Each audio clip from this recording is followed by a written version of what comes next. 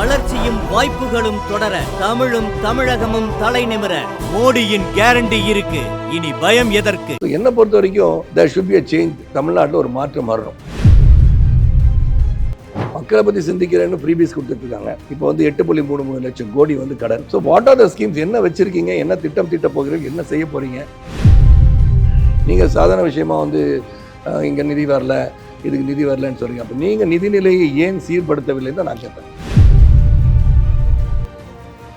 என்னுடைய பர்சன்டேஜ் இவ்வளோ, எனக்கு இவ்வளோ சீட்டு கொடுங்க, இதே தான் பேசிகிட்டு இருந்தால் when are you going to achieve something for the people? ஸ்ட்ராங்காக எப்படி ஒர்க் பண்ண போகிறோம்னு நினைக்கிறதா ஒரு தேசிய நீரோட்டத்தில் இணைந்தால் என்னோட முடிவுக்கு நான் மைண்டு வந்துட்டேன். பாஜகவுக்கு செல்வாக்கு இல்லை தமிழ்நாட்டில் அப்படின்னு ஒரு விஷயத்தை தொடர்ந்து சொல்லிக்கிட்டே இருக்காங்க. So they come here to stay. அதனால் எந்த ஒரு மாற்றமும் கிடையாது. மக்கள்கிட்ட ஒரு சைலண்ட் புரட்சின்னு சொன்னீங்கன்னா நடக்கிறதான வாய்ப்பை நான் பார்க்கிறேன். நீங்கள் பெரிய தலைவர்கள் இல்லை வேற கட்சியில் உங்கள் நண்பர்கள்ட்ட எல்லாம் பேசுனீங்களா சார் இது பற்றி? இது திருப்பி 10 பேர்ட்டு ஒப்பீனியன் கேட்குற அளவுக்கு நான் போகணும்னு விரும்பலை. ஐ டேக்கன் அ டெசிஷன். என் மனசுக்கு இது கரெக்டான டெசிஷன். காமராஜரோட பெரிய ஃபாலோவரிங்க தமிழ்நாட்டில் காமராஜர் ஆட்சி மலரணும்னு நினைக்கிறவர், அவருடைய கட்சி காங்கிரஸ் அப்படிங்கிற ஒரு விஷயம் இருக்கும்போது அவரோட கட்சி காங்கிரஸ் யார் சொன்னா? இப்போ தேவைப்படும் போது பெருந்தலைவர் பேரை யூஸ் பண்ணிக்கிறாங்க. Who ruined Kamaraj last days? ரொம்ப ஈஸியாக திமுக கூட்டணி வெற்றி பெற்றுரும்னு சொல்கிறாங்க. வரக்கூடிய கருத்து கணிப்புகளும் அப்படி தான் இருக்குது. யார் போட்டிக்கு வந்தால் கூட நான் தோற்று விடுவேன் என்று யாருமே களத்தில் நிற்கிறது இல்லை. எல்லாரும் வெற்றி பெறுவதுக்கு தான் வந்து நிற்கிறாங்க. அதே மாதிரி நாங்கள் வெற்றி பெறுவதற்காக நாங்கள் வந்திருக்கோம். Known faces are contesting. மக்களுக்கு ஐடென்டிஃபைபிள் யார்? தமிழிசை தெரியுது, நயனார் நாயகர் தெரியுது, அண்ணாமலை தெரியுது, எல்முருகன் தெரியுது. Definite is advantage. கட்சியை நீங்கள் வச்சுக்கோங்க, விருதுநகரை நான் வச்சுக்கிறேன்னு சொன்னாருன்னு விந்தியா அவர்கள் கொஞ்சம் தவறான செய்திகளை பதிவு செய்ய வேண்டாம் தான் கேட்டுக்கிறேன். அப்படி தான் செஞ்சு தான் நீங்கள் தேர்தல் களத்தில் இருக்கணும். Please go ahead and say whatever you want. Sarathkumar சாரை தமிழ்நாட்டோட சுருக்கிட்டாங்க. அவர் நம்ம தேசிய அளவில் நாங்கள் சில பிளான்ஸ் வச்சுருக்கோம்லாம் சொன்னார். என்ன பிளான்? தமிழ்நாட்டில் எவ்வளோ பர்சன்டேஜ் வாங்கணும் உங்களுடைய கணிப்பாக இருக்குது? 20% மேலே கண்டிப்பாக வாங்குவாங்க நம்பிக்கை எனக்கு. சீட் எண்ணிக்கைகளா சார்?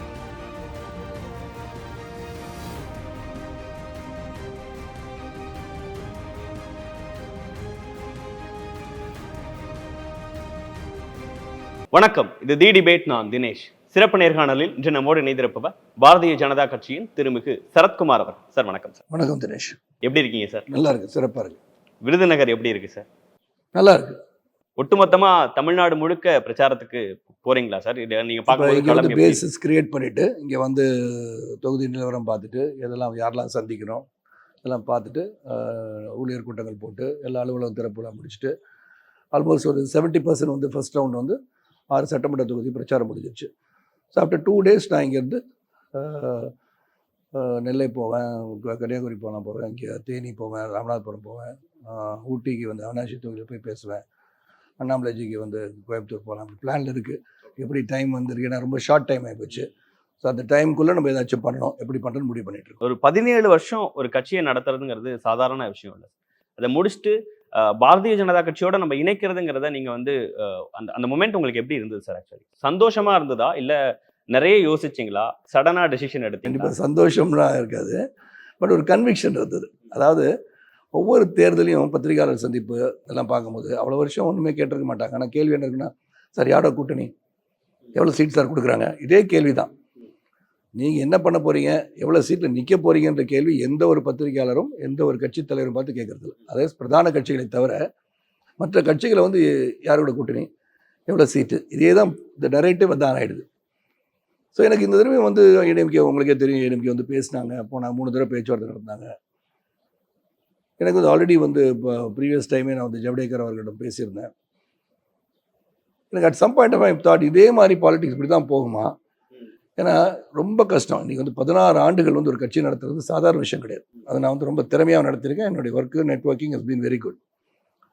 பட் அட் பாயிண்ட் அப்படி இதே தான் நம்ம பேசிகிட்டு இருப்போமா? ஒரு தடவை 2 சீட்டு, 1 சீட்டா, 3 சீட்டா, பிரச்சாரம் பண்ணுறீங்களா, ராஜ்யசபாவா? So just thinking. இந்த எலெக்ஷன் வரும்போதே நான் திங்க் பண்ண ஆரம்பிச்சிட்டேன். போன அசம்பிளி எலெக்ஷன் ரிசல்ட்ஸ் அப்போ நீங்கள் போகும்போது நிறைய தொகுதிகளில் போட்டிக்கிட்டீங்க, திருப்பி எல்லாம் கொடுக்குற நிலைமை வந்தது. அதுக்கு அந்த அந்த தேர்தல் முடிவுகளுக்கு பிறகு இந்த தாட் உங்களுக்கு வர ஆரம்பிச்சிச்சு? இல்லை, அப்போ என்ன ஆகி போச்சுன்னா டுவர்ட்ஸ் இதுதானே இந்த கூட்டணி முடிவாகாமல் கடைசியில் வந்து நம்ம வந்து மையத்தோட போய் சேர்த்து நாங்கள் பண்ணோம். அந்த இடத்துல பார்த்தீங்கன்னா நிறைய இடத்துல ஏடிஎம்கே வந்து தோத்துட்டாங்க. இங்கே வாக்குகள் ஏடிஎம்கே தோற்கடிக்கின்ற வாக்குகள். பிகாஸ் நான் வந்து ஆல்மோஸ்ட் 10 வருஷம் அவங்களோட பயணிச்சிருக்கேன். எந்த ஒரு கூட்டணியை மாறல. நான் பார்த்தீங்கன்னா திராவிட முன்னேற்ற MLA கழகத்தில் இருந்தேன். அதுக்கப்புறம் நான் வெளியே வந்தேன். அனைத்து இந்திய அண்ணா திராவிட முன்னேற்றத்தில் போனோம். அங்கே எக்ஸாக்ட்லி நாட் ஈவன் 1 இயர். தனியா கட்சி ஏன்னா வீட்டில் வந்து அவங்க வந்து ஒரு கார்டு கொடுத்தாங்க, அவங்க மெம்பரே ஆகலை. எனக்கான்னு கூட கேட்டாங்க அன்றைக்கி. அப்புறம் சரி அவங்க பக்கத்தில் இருந்தவங்க எல்லா விஷயமாக அது வந்துட்டோம். அப்புறம் இவங்க கௌரவமாக எங்கள் கூட சமத்துவ கட்சி இருந்தாங்க. ஸோ கட்சியாக வந்து நான் வந்து பார்த்தீங்கன்னா அதுக்கப்புறம் நம்ம கட்சியை ஆரம்பிச்சிட்டோம். And we went on well. First 2 years ஒரு பெரிய ஜாதி கட்சி அநேகங்களை வந்து போட்டு இது பண்ணிட்டு இருந்தாங்க. அதுக்கப்புறம் ஸ்லோலி இந்த சமத்துவ கொள்கை, அனைவரும் ஒன்று சேர்க்க வேண்டும், ஒற்றுமையாக இருக்கணும் அப்படின்னு கொண்டு போயிட்டு இருந்தோம். 16 இயர்ஸ் வி டிட் வெல் தான் சொல்லணும். ஆனால் ஒவ்வொரு வருஷமும் அந்த கூட்டணி தான் போகிறோம். பண அரசியல் சந்திக்க முடியுமா ஒரு தனி கட்சினால ரொம்ப ரொம்ப கஷ்டமாக இருக்குது. அது உண்மையாக ஒரு பெரிய ரீசனா, பெரிய challenge. It's a big challenge. அப்போ என்னென்னா ஒரு பவர் இல்லாமல் நம்ம கூட பயணித்த 16 வருஷம் பயணிக்கிறவங்க எடுத்துக்குமே, ஒரு சட்டமன்றத்தில் போய் நீ ஒரு 30-40 லட்சம் செலவு இல்லாட்டி 1 கோடி செலவுன்னு சொன்னால் அது ஒரு சின்ன ஒரு தயக்கம் வந்து பார்த்துட்டே இருக்கணும். கூட்டணி இருந்தால் செலவழிச்சலானே. அப்போ கூட்டணி இருந்தால் செலவழிப்பாங்க, தனியாக வந்து போட்டி போடணும். அது அப்போ இன்னும் தயார் ஆகலையோ அப்படின்ற எண்ணம் இருக்க தொடர்ந்து வந்துட்டே இருந்துச்சு. But still I continue. தொடர்ந்து கட்சி நடத்துவோம், ஒரு காலம் வரும், சிறப்பாக வரும். அப்போ இந்த தேர்தல் வரும்போது கொஞ்சம் ஜாஸ்தி திங்க் பண்ண ஆரம்பித்தேன். ஐ செட் ஏதாச்சும் ஒரு முடிவுக்கு வரணும். நம்ம இதுக்கு தான் போவோம்னா திருப்பி அடுத்த தேர்தல் வரும். அப்போ ஒரு சீட்டு கேட்குறோமா, 2 சீட் கேட்குறோமா, சொன்னது நடக்கலையே, திருப்பி அதுக்கு ஒரு டிமாண்ட் வைக்கிறோமா. நீங்க கட்சியவே இணைக்கிறீங்கிறதுக்கு முன்னாடி சமத்துவ மக்கள் கட்சி பாஜக கூட்டணியில் இருக்க போது 2 இடங்களை கண்டெஸ்ட் பண்ண போறாங்கிறதுலாம் செய்திகளில் வர ஆரம்பிச்சது. கண்டிப்பாக அப்போ வந்து அவங்க சொன்னது 2 இடத்துல நிற்க சொன்னது இதெல்லாம் வந்து உண்மைதான். ஆனால் எனக்கு மைண்டில் அது still it was not convincing. அப்போ இதுக்கப்புறம் என்ன, எவ்வளோ நாள் சார் யோசிச்சிங்க? நான் வந்து இந்த ஃபர்ஸ்ட் அந்த ப்ரீவியஸ் எலெக்ஷன்லேருந்து ஸ்டார்டட் திங்கிங். ஓகே ஓகே, இது என்ன இதே நிலைமையில் போயிட்டு இருக்குமா, how long can we run this party. Run this பார்ட்டினா நாட் எஃபிஷியண்ட்டாக ரன் பண்ண முடியும், but without being in power. ஏதாச்சும் ஒரு பவர் வரணும்ல. பவர்னா பொது வாழ்க்கையில் இருக்கிறோம், நம்மளால் எதுவுமே செய்ய முடியாதுன்னா ஒரு மக்கள்கிட்ட போய் சொல்கிறோம், நான் இதை பண்ணி கொடுக்குற இந்த காரியத்தை நான் போய் கலெக்டர் ரெப்ரசன்ட் பண்ணுறேன்னா, நான் வந்து அங்கே இருக்க லோக்கல் பவரில் இருக்கிற எம்எல்ஏயோ அந்த கவுன்சிலையோ அவங்கள தான் அணுக வேண்டியிருக்கு. கண்டிப்பாக சார். ஸோ அந்த பவர் கூட அவன்கிட்ட கிடையாது. So there is got to be some power to perform. அதாவது சோஷியல் சர்வீஸ்க்கு எக்ஸ்டென்ஷன் பாலிட்டிக்ஸாக இருந்தால் கூட அந்த பொதுநல சேவை செய்வதற்கு உங்களுக்கு ஏதாச்சும் சில உரிமைகள் இருக்கணும். நீங்கள் போய் சொன்னால் கேட்குறதுக்கு அந்த இடத்துல நம்ம இல்லை. ஸோ இது ரொம்ப நாளாக ஓடிட்டே இருந்துச்சு எனக்கு. ஸோ 2வது நிறைய கட்சிகள், எல்லாரும் கட்சி. அப்போ நம்ம வந்து என்ன பண்ணலான்னு முடிவு எடுக்கும் போது ஒரு ஸ்ட்ராங்கான கட்சி ஒரு தேசிய நீரோட்டத்தில் போய் இணைஞ்சா என்னன்ற மைண்ட் ஓடிட்டு இருந்துச்சு எனக்கு. இதே சீட்டு நீங்கள் கேட்டு அதே கேள்வி தான், சீட்டும் கொடுக்கலாம் அப்படின்னு சொன்ன பிறகு மறுபடியும் எனக்கு அந்த தாட்டு, இதுக்கப்புறம் என்னன்ற தாட் தான் எனக்கு ரொம்ப மைண்ட். எலெக்ஷனுக்கு பிறகு இதுக்கப்புறம் என்ன, ஓகே 2 சீட் கொடுத்தோம், 1 சீட் ஜெயித்தோம், 2மே தோற்றோம், 2மே ஜெயித்தோம். இதுலேருந்து டெவலப் பண்ணி அப்புறம் என்ன டெவலப் பண்ணுவோம். அப்போ 2னா 12 சீட்டு கேட்கலாமா, அடுத்தது தானே சார் 2 எம்பி ஜெயிச்சோம் சார் 12 எம்எல்ஏ சீட் கொடுங்கன்னு கேட்போமா, நம்பர்ஸ் இவ்வளோ வந்துருச்சுன்னு சொல்லுமா. So this is the game. என்னுடைய பர்சன்டேஜ் இவ்வளோ, எனக்கு இவ்வளோ சீட்டு கொடுங்க, இதே தான் பேசிகிட்டு இருந்தால் when are you going to achieve something for the people. ஸ்ட்ராங்காக எப்படி ஒர்க் பண்ண போகிறோம்னு நினைக்கும் போது தான் ஒரு தேசிய நீரோட்டத்தில் இணைந்தால் என்னோட முடிவுக்கு நான் மைண்டுக்கு வந்துட்டேன். அது ஓவர் நைட் ஒரு சர்ஜிக்கல் ஸ்ட்ரைக்குன்னு சொல்லுவாங்க இல்லையா, என்னை முன்னோடிகளை வந்து கூப்பிட்டா உட்கார வச்சா இந்த மாதிரி. அது ஒரு மெயின் மீட்டிங்குள்ளே போய் இது சொல்கிறதுக்கு முன்னாடி முக்கிய நிர்வாகிகளை கூப்பிட்டு பேசுகிற அன்றைக்கி எங்களுடைய நிர்வாக குழு வந்து 10 பேரை வச்சு அங்கேயும் என்ன சொன்னால் முக்கியமான முடிவு எடுக்க போகிற நீங்கள் ஆதரிக்கணும், அவ்வளோதான். நான் எந்த முடிவு எடுத்தாலும் ஆதரிப்பீங்களான்னு அவங்களோட ஒப்பீனியன்லாம் என்னவா சார் இருந்தது? ஒப்பீனியனே வந்து ஜென்ரலாக வந்து நீங்கள் எடுக்கிற எந்த முடிவும் கட்டுப்படுகிற அளவுக்கு தான் இருந்தாங்க. ஸோ நான் ஒரு முக்கியமான முடிவு எடுக்க போகிறேன், இந்த முடிவு வில் பி பாசிட்டிவாக ஃபார் யூ ஒன்லி. எல்லாருக்கும் பாசிட்டிவாக தான் இருக்கும். எடுக்கிற முடிவு நல்ல சாதகமான முடிவாக தான் இருக்கும், உங்களுக்கு நல்ல நிலைமை கொண்டு போக, உங்களோட அரசியல் பயணத்தை மீண்டும் இன்னும் வலுவாக தொடர்வதற்காக இருக்குன்னு தான் சொன்னேன். ஓரளவுக்கு அவங்க புரிஞ்சிருப்பாங்க என்ன பண்ண போகிறாருன்னு தெரிஞ்சிருக்கலாம். அப்படி இது பண்ணுவாருன்னு தெரிஞ்சிருக்காரு. முக்கியமாக ஒரு 4-5 பேர் திரும்பி பேசிக்கிட்டு இதான் எடுக்க போகிறேன்னு சொல்லிட்டேன். நீங்கள் பெரிய தலைவர்கள் இல்லை வேற கட்சியில் உங்கள் நண்பர்கள்ட்ட எல்லாம் பேசுனீங்களா சார் இது பற்றி? இந்த மாதிரி ஒரு டெசிஷன் எடுக்கிறது இல்லை, அப்படி பண்ணனா ஏதோ ஒரு முடிவுக்கு வந்துடா இது வந்து த திங் வில் ஸ்டார்ட். ஒரு ஏசிஎம் வரும், ஒரு எல்லோரும் எழுத ஆரம்பிப்பாங்க. அந்த மாதிரி இதுக்கு நான் தான் சர்ஜிக்கல் ஸ்ட்ரைக். இது திருப்பி 10 பேர்ட்டு ஒப்பீனியன் கேட்குற அளவுக்கு நான் போகணும்னு விரும்பலை. ஐ டேக்கன் அ டெசிஷன். என் மனசுக்கு இது கரெக்டான டெசிஷன், எடுத்துரு, இன்னும் யாரையும் கேட்க வேண்டான்ற முடிவுக்கு வந்துட்டேன். அப்போ தான் நான் வந்து வீட்டில் உட்காந்து யோசனை பண்ணும்போது அவங்க வீட்டில் உட்காந்து பேசிகிட்டு இருக்கும்போது மேடத்தை கேட்டேன், இந்த மாதிரி இருக்குது என்ன நினைக்கிறேன். எப்போதும் அவங்க சொல்லுவாங்க, நீங்கள் உங்கள் கன்விக்ஷன் இருந்தால் you do whatever you want and I will stand with you. நான் அவ்வளோதான். That's it. நீங்கள் மேடம்கிட்ட டிஸ்கஸ் பண்ணி இந்த டெசிஷன் எடுத்தேன்னு சொன்னோன்னே அதை ஒரு விமர்சனம் மேடத்தை டிஸ்கஸ் பண்ணுன்னா மேடத்தை சொன்னேன்னு சொல்லணும். Discussion is not there. I'm just telling what this is my thought. இதுதான் சரியாக இருக்கும், நான் ஒரு முடிவு எடுக்கலான்னு இருக்கேன் அப்படின்னு. அவங்க வந்து நீங்கள் எது சரியாக இருக்குன்னு படுதோ மைண்டுக்கு கோ ஹெட்னு சொல்லிட்டாங்க, அவ்வளோதான். ஸோ அதையும் ஒரு இன்புட்டாக எடுத்துக்கிட்டேன். அதுதான் இதுக்கு காரணம் இல்லை, இன்புட் ஐ ஜஸ்ட் டுக். அது நீ கேட்டிங்களா, ஒப்பீனியன் கேட்டிங்களான்னு. ஸோ க்ளோஸ் சர்க்கிளில் வந்து ஒரு ரெண்டு நண்பர்கள், அவ்வளோதான். மேடம் சேர்த்து 3 பேர் கேட்டேன். தேசிய நீரோட்டத்தில் இருக்கக்கூடிய ஒரு கட்சியில் இணையணும்னு நினைச்சோன்னே காங்கிரஸை சூஸ் பண்ணாமல் பாரதிய ஜனதாவை சூஸ் பண்ணுறதுக்கான ரீசன் என்ன சார்? பிகாஸ் காமராஜரோட பெரிய ஃபாலோவரிங்க, தமிழ்நாட்டில் காமராஜர் ஆட்சி மலரணும்னு நினைக்கிறவர், அவருடைய கட்சி காங்கிரஸ் அப்படிங்கிற ஒரு விஷயம் இருக்கும்போது அவரோட கட்சி காங்கிரஸ் யார் சொன்னா? இப்போ தேவைப்படும் போது பெருந்தலைவர் பேரை யூஸ் பண்ணிக்கிறாங்க. அண்மையில் செல்வ பிறந்தகையர் சொல்கிறார், சரத்குமார் வந்து பாரதிய ஜனதா போய் சேரலாமான்னு. Who ruined Kamaraj last days? பெருந்தலைவர் ரொம்ப மனசு உடஞ்சி போனது எப்போ? இந்திரா காந்தியோட எமர்ஜென்சிக்கு அப்புறம் தானே. அப்போ நீங்கள் காங்கிரஸ் பற்றி பேசுகிறீங்க, அவருக்கு என்ன பண்ணியிருக்கீங்க? காங்கிரஸ் பெருந்தலைவர் எப்படி மதிச்சிருக்கீங்க? அப்போ என்னை பொறுத்த வரைக்கும் அது ரீசன் கிடையாது. பட் பேசிக்கலி எனக்கு ஒரு ஸ்ட்ராங் நேஷன், இன்றைக்கி 10 ஆண்டு காலம் சிறந்த ஆட்சி, அப்பழுக்கட்ட ஒரு ஆட்சி, டெவலப்மெண்டல் ஆட்சி, அண்ட் ஒருங்கிணைத்து உலகளவிலே வந்து இந்தியனின் பெயரை உயர்த்திய ஒரு கட்சி மோடிஜி அவர்கள். And that I felt is the right place, right decision to go ahead with. இங்க இருக்கக்கூடிய திராவிட கட்சிகள் உங்களுக்கு அதுல ஒரு மறுபடியும் நம்ம கட்சியை இணைக்கணும், ஒரு பாலிடிக்ஸ்ல மறுபடியும் தீவிரமா ஒரு கட்சியில பயணிச்சிட்டேன், உங்களுக்கே தெரியும். எஸ் எஸ் திமுக அதிமுக இருந்தீங்க. அப்படி இருக்கும்போது அங்கே எல்லாமே ஒரு என்ன சொல்றது, ப்ரோ ஆக்டிவாக இல்லை. எவ்ரிபடி பார்த்தீங்கன்னா அமாசிங் வெல்த் மாதிரி தான் தெரியுது. ஒரு developmental talking about future, developing the own self தானே வருது. அவங்க என்ன பண்ண, அவங்களுக்கு என்ன மக்களை பற்றி சிந்திக்கிறேன்னு ஃப்ரீபீஸ் கொடுத்துட்ருக்காங்க. இப்போ வந்து 8.33 லட்சம் கோடி வந்து கடன். இப்போ இந்த கடன் அடைக்கிறதுக்கான ஒரு டெவலப்மெண்ட் ஸ்கீமோ ஒரு பொருளாதார அடிப்படையில் எப்படி நம்ம இந்த கடனை குறைப்பது, இந்த மாதிரி திட்டங்கள் எதுவும் கிடையாது. அது 2 கவனத்தோட பார்த்தீங்கன்னா 5ல் ஆரம்பிச்சு 6ல் ஆரம்பிச்சு 7, 8, 8க்கு வந்துச்சு. இப்போ 10க்கு போயிடும். So what are the schemes, என்ன வச்சுருக்கீங்க, என்ன திட்டம் தீட்ட போகிறீர்கள், என்ன செய்ய போகிறீங்க? நீங்கள் சாதாரண விஷயமா வந்து இங்கே நிதி வரல, இதுக்கு நிதி வரலன்னு சொல்கிறீங்க. அப்போ நீங்கள் நிதிநிலையை ஏன் சீர்படுத்தவில்லைன்னு தான் நான் கேட்பேன். ஸோ என்னை பொறுத்த வரைக்கும் there should be a change. தமிழ்நாட்டில் ஒரு மாற்றம் வரணும். இந்த மாற்றத்தை கொண்டு வருவதற்கு பாரதிய ஜனதா கட்சியால் முடியும்ன்ற நம்பிக்கை எனக்கு. பாஜகவுக்கு செல்வாக்கு இல்லை தமிழ்நாட்டில் அப்படின்னு ஒரு விஷயத்தை தொடர்ந்து சொல்லிக்கிட்டே இருக்காங்க. அப்படி இருக்கும்போது நீங்க அந்த கட்சியை சூஸ் பண்றது எந்த? முதல்ல திராவிட முன்னேற்ற கழகம் வந்தவனுக்கு செல்வாக்கு இருந்திருக்காதுல. இதே பாரதிய ஜனதா கட்சி 2 சீட்டு வின் பண்ண பிறகு தானே வந்தாங்க. ஸோ எவ்ரி பார்ட்டி அது வந்து வளர்ந்து வளர்ச்சி அடைந்து தென் அப்படி தான் மேலே வர முடியும். ஒரே நாளில் வந்து குழந்தை பிறந்துன்னு ஓடிடுமா? ஓடாதுல்ல. So they done a very human service, work பண்ணியிருக்காங்க. வாஜ்பாய் தலைமையில் வந்து நல்ல திட்டங்கள் செயல்படுத்தியிருக்காங்க. இப்படி வரும்போது தேர் டெவலப் தெம்செல்ஸ். இப்போ தமிழ்நாட்டுக்குள்ளே வரதுக்கான வாய்ப்பு உருவாகிருக்கு. தமிழ்நாட்டில் பாஜகவுக்கு செல்வாக்கு இல்லைன்னு சொல்ற அந்த ப்ரொபகேண்டா இப்போ இருக்குன்னு நினைக்கிறீங்களா? இல்லை ரியாலிட்டியில் நீங்கள் களத்துக்கு போகும்போது இன்னும் நல்லா தெரியும் சார் உங்களுக்கு அது மாறி இருக்குன்னு? அது அங்கே வந்து களத்தில் இல்லைன்னு சொல்லவே முடியாது. அவங்க காரியகர்த்தாங்கன்னா டீப் ரூட்டட் ஆகிட்டாங்க. நீ சாதாரண ஒரு குடிமகனை கேட்டாலும், சாதாரண ஒரு பிரஜையை கேட்டாலும் மோடிஜி தாமரைன்றது ரீச் ஆயிடுச்சு. So they're come here to stay. அதனால் எந்த ஒரு மாற்றமும் கிடையாது. மக்கள்கிட்ட ஒரு சைலண்ட் புரட்சின்னு சொன்னீங்கன்னா நடக்கிறதான வாய்ப்பை நான் பார்க்கின்றேன். இப்போ நீங்கள் உங்கள் கட்சியை இணைச்ச அன்னைக்கு அண்ணாமலை அவர்கள் பேசும்போது சரத்குமார் சாரை தமிழ்நாட்டோட சுருக்கிட்டாங்க, அவர் நம்ம தேசிய அளவில் நாங்கள் சில பிளான்ஸ் வச்சுருக்கோம்லாம் சொன்னார். என்ன பிளான்? அண்ணாமலைஜி சொல்கிறாங்கன்னா maybe the feel I can be useful. ஏன்னா எனக்கு வந்து 4 சவுத் இண்டியன் லாங்குவேஜ் தெரியும், ஹிந்தி தெரியும், இங்கிலீஷ் தெரியும். Maybe I can be a better way of Sarathkumar வந்து வேறு எப்படி பயன்படுத்தலாம், அவர் தமிழ்நாட்டு மட்டும் சுருக்காம மேற்கொண்டு அவரை சிறப்பாக பயன்படுத்திக்கலாம் நினைச்சிருக்கலாம். நீங்கள் ஏன் சார் கண்டெஸ்ட் பண்ணல?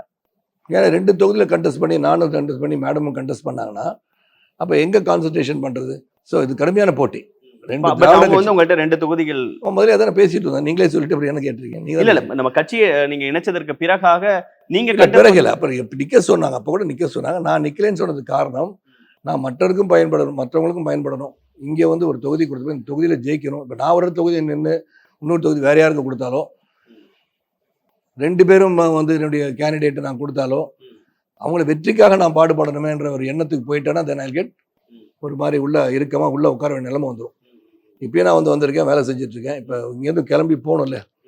அப்போ எல்லாம் சரியாக இருக்கா அப்படின்னு பார்க்குறது. முதல் ரவுண்ட் ஆல்மோஸ்ட் சொல்லிட்டு இல்லையா முடிய போகுது. 6 சட்டமன்ற தொகுதிக்குள்ள ஓரளவுக்கு பரவாயில்ல போயாச்சு. ஆனால் பாராளுமன்ற தேர்தல் வந்து அவ்வளோ ஈஸியில் 10 நாள் 15 நாளில் போய் எல்லா மக்களையும் சந்திக்க முடியாது. கண்டிப்பா அதுவும் ரொம்ப ஒரு சின்ன பேர் யார் கேண்டிடேட், யார் வந்து கட்சி கேண்டிடேட்டு, அது வந்து ரீச் பண்ணிட்டோம்.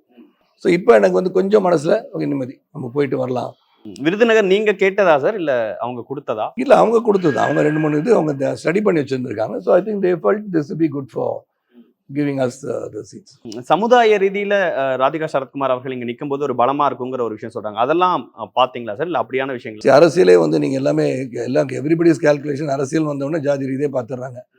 நம்ம வந்து சமத்துவமாக இருந்திருந்து பழகி அதை தான் நான் நினச்சி கூட பார்க்கல. நான் வந்து எல்லாருக்கும் வந்து எல்லா தொகுதியும் யாருக்கு எங்கே கொடுத்தாலும் அந்த வாய்ப்பு இருந்தால் போய் வேலை செஞ்சு வெற்றி பெற முயற்சி பண்ணணும். ரெண்டாவது, எல்லா மக்களும் வந்து எல்லாம் ஒன்றும் சமம் தானே. அந்த மக்களுக்கு ஒரு மக்கள் பிரதிநிதியாக இருக்கிறவங்க சிறப்பாக செயல்படணும். கொடுக்கப்பட்ட தொகுதியில் நம்ம என்ன பண்ண முடியும்? அந்த 6 சட்டமன்றம் இருக்குங்க, அந்த 6 சட்டமன்றத்துக்கு பிரச்சனைகளை சிறப்பாக முடித்து வைப்பதற்கான வேலைகளை செய்யணும். அதுக்காக கொடுத்தோன்னா எஸ்ன்னு சொல்லிட்டு ஸ்டார்டட் ஒர்க். இப்போ இன்னொரு பக்கம் திமுக களத்தில் நிற்குது, இங்கே பாஜக அதிமுக 2 அணிகள் நிற்கும் போது ரொம்ப ஈஸியா திமுக கூட்டணி வெற்றி பெற்றுரும்னு சொல்றாங்க. வரக்கூடிய கருத்து கணிப்புகளும் அப்படிதான் இருக்கு. யார் போட்டிக்கு வந்தா கூட நான் தோற்று விடுவேன் என்று யாருமே களத்தில் நிற்கிறது இல்லை.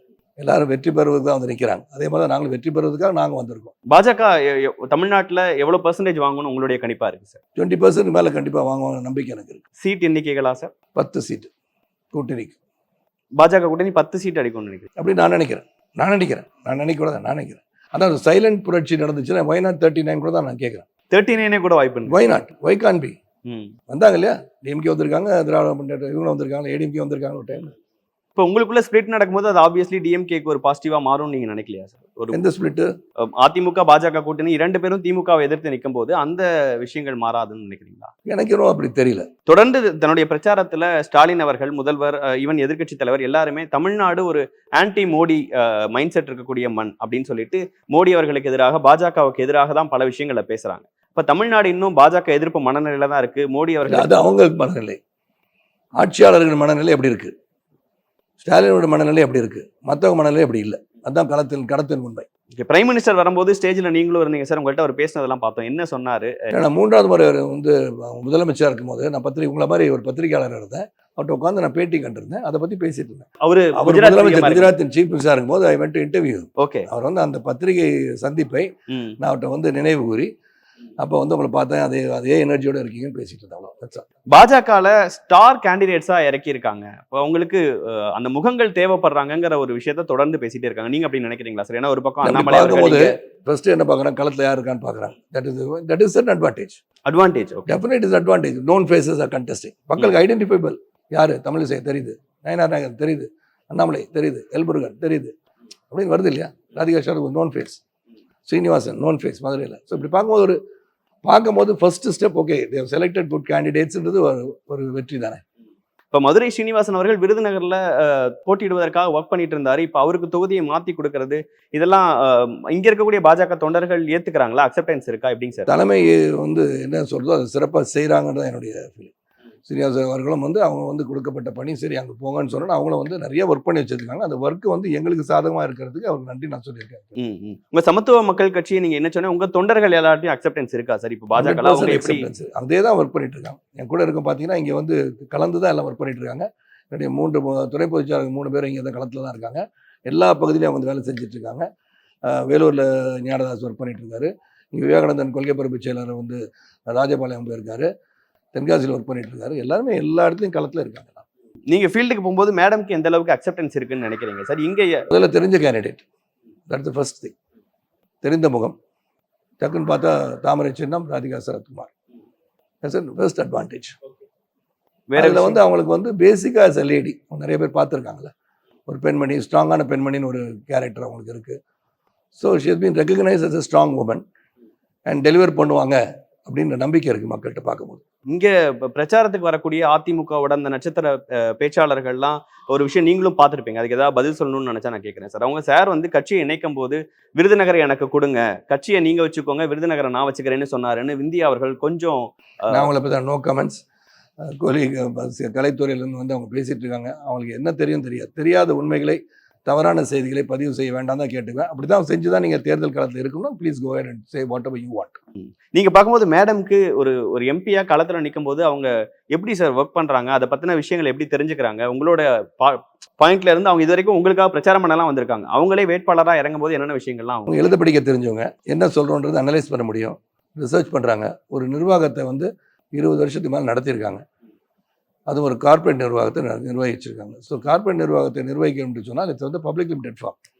அப்போ வாட் ஆர் த நார்ம்ஸ், என்ன பண்ணணும் எல்லாமே அவங்களுக்கு தெரியும். ஸோ அதே மாதிரி ஆராய்ஞ்சு இந்த 6 சட்டமன்றத்துக்கு உட்பட்ட என்ன பிரச்சனைகள் இருக்குது ஆராயிறாங்க.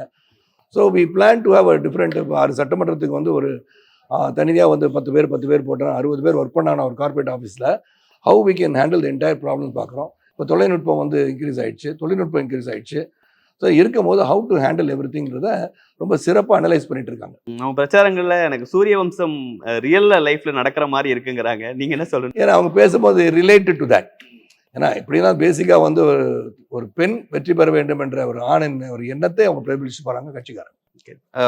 உங்களை ஃபாலோவர்ஸா இருக்கக்கூடியவங்களுக்கு பாஜகவுக்கு ஏன் வாக்களிக்கணும்னு நீங்க நினைக்கிறீங்கன்னா, நான் உங்களை டிஸ்டர்ப் பண்ணாம நீங்க சொல்லணும்னு நினைக்கிற விஷயங்களை அது சொல்லலாம். பொருளாதார உயர்வு, நமக்கு வந்து ஒரு ஸ்ட்ராங் கவர்மெண்ட், அதாவது ஸ்பிளிண்டர்ட் கவர்மெண்ட் இல்லாமல் பல பேர் வந்து இழுத்துக்கிட்டு இல்லாமல் ஒரு கூட்டணி வச்சு கூட்டணியில் ஒரு சின்ன சிராய்ப்பு வந்தாலே வெளியே போகிறோம்னு சொல்லி அப்புறம் ஆட்சி கவுந்துருமா, இதெல்லாம் ஒரு மெஜாரிட்டி கவர்மெண்ட் இருந்தால் whatever developmental programmes can be done, whatever constitution amendment they want to do betterment of the society, அதை அவங்களால பண்ண முடியும். ஒரு ஸ்ட்ராங்கான கவர்மெண்ட், டெவலப்மெண்டல் கவர்மெண்ட், கவர்னன்ஸ் உள்ள கவர்மெண்ட்டு, செயல்படக்கூடிய ஒரு சிறந்த செயல்பாட்டிலும் திட்டங்களை தீட்டி செயல்படுத்தக்கூடிய ஒரு ஆட்சி மத்தியில் இருக்கும்போது வருங்கால சந்ததியில் சிறப்பாக இருக்கும்னு நினைக்கிறேன். இவ்வளவு நேரம் உங்க நேரத்திற்கும் கருத்துக்கும் மிக்க நன்றி. ரொம்ப நன்றி தினேஷ்.